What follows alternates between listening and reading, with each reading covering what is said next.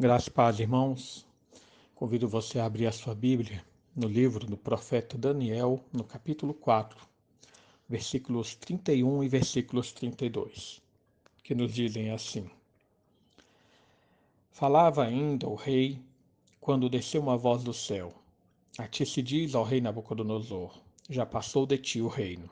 Serás expulso de entre os homens, e a tua morada será com os animais do campo. E far-te-ão comer ervas como os bois, e passar-se-ão 7 tempos por cima de ti, até que aprendas que o Altíssimo tem domínio sobre o reino dos homens e o dá a quem quer. Irmãos, o contexto desses versículos é o momento que ocorre após o evento da fornalha e do lançamento de Sadraque, Mesaque e Abednego nessa fornalha e pelo livramento que o Senhor conferiu a eles. Mas nesse início do capítulo 4, nós vemos então Nabucodonosor tendo um sonho que o incomoda muito. Ele vê uma árvore grande, frondosa, volumosa, no qual é cheia de frutos e todos os animais se acampam sobre a sombra dessa árvore, os pássaros fazem ninhos nela. Mas ele então vê um homem vindo do céu, mandando com que se corte então a cepa daquela árvore, deixando ali alguns ramos, mas que seja mudado o coração de homem para coração de animal por 7 tempos. Então Daniel ele traz a interpretação a Nabucodonosor, dizendo que isso aconteceria ao rei, que o rei era aquela árvore e que em determinado momento Deus tiraria dele o governo, daria a Nabucodonosor um coração de animal, ou seja, haveria um, uma loucura, né, que viria sobre Nabucodonosor, no qual ele habitaria com os animais, e por 7 anos ele viveria assim, até que Deus então restauraria o governo a ele.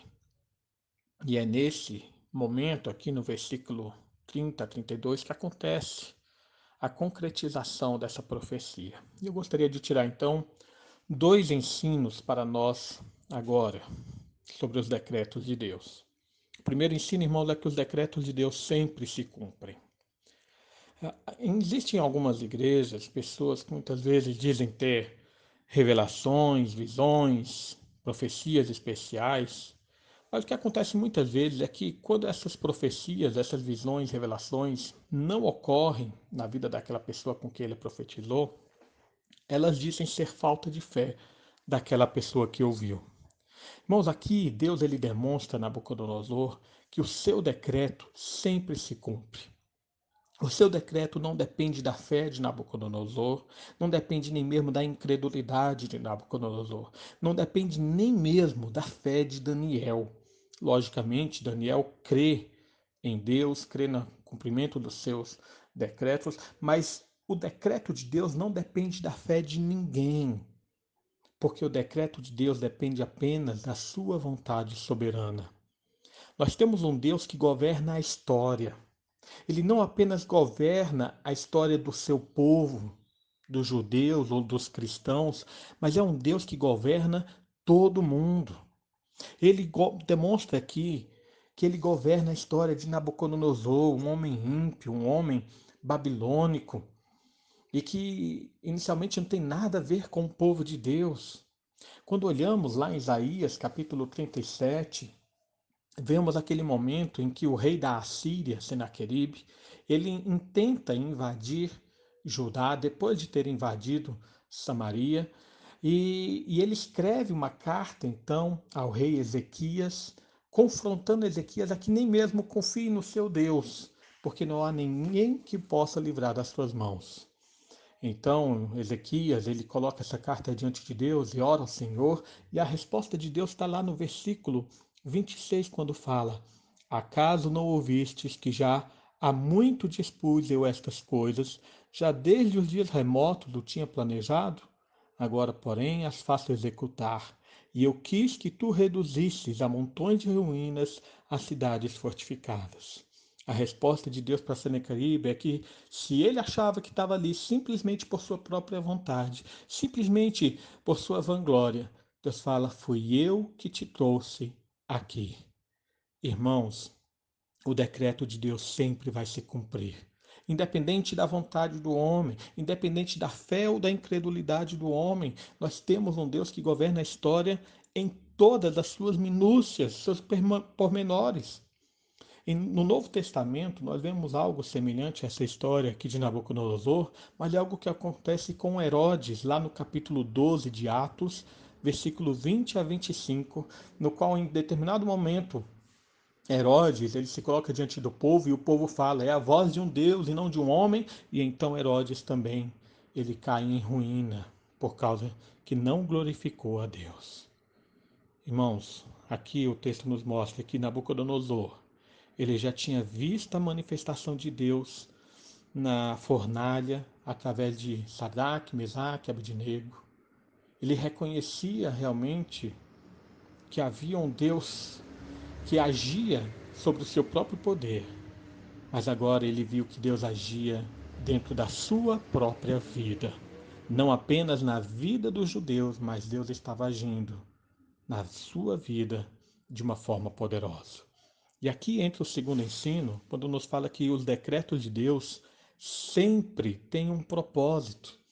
Veja que no versículo 32, lá no meio, ele fala: até que aprendas que o Altíssimo tem domínio sobre o reino dos homens e o dá a quem quer. O propósito da humilhação era fazer com que Nabucodonosor reconhecesse a soberania do Deus de Israel. Se você observar o versículo 30, é o momento em que o rei Nabucodonosor diz: não é esta grande Babilônia que eu edifiquei para a casa real, com o meu grandioso poder e para a glória da minha majestade? Nabucodonosor encheu seu coração de vanglória, de soberba, de arrogância, e agora Deus haveria de mostrar quem realmente é que lhe deu o poder.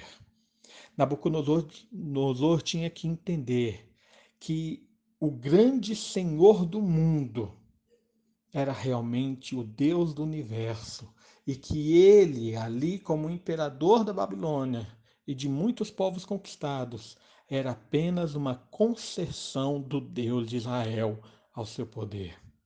Não, o homem pode até se assentar no trono desse mundo, mas Deus ele está assentado no trono do universo. Por fim, se nós muitas vezes nessa narrativa aqui nós vemos Nabucodonosor como a história de um homem exaltado que foi humilhado pela mão de Deus, por outro lado, nós temos a história do Filho de Deus que se humilhou para ser exaltado. Paulo, lá em Filipenses capítulo 2, versículos 5 a 11, ele traz essa narrativa. Ele fala: tende em vós o mesmo sentimento que houve também em Cristo Jesus. Pois ele, subsistindo em forma de Deus, não julgou como usurpação o ser igual a Deus. Antes a si mesmo se esvaziou, assumindo a forma de servo, tornando-se em semelhança de homens e reconhecido em figura humana, a si mesmo se humilhou, tornando-se obediente até a morte, morte de cruz, pelo que também Deus o exaltou sobremaneira e lhe deu o nome que está acima de todo nome, para que ao nome de Jesus se dobre todo o joelho nos céus, na terra e debaixo da terra, e toda língua confesse que Jesus Cristo é o Senhor, para a glória de Deus Pai.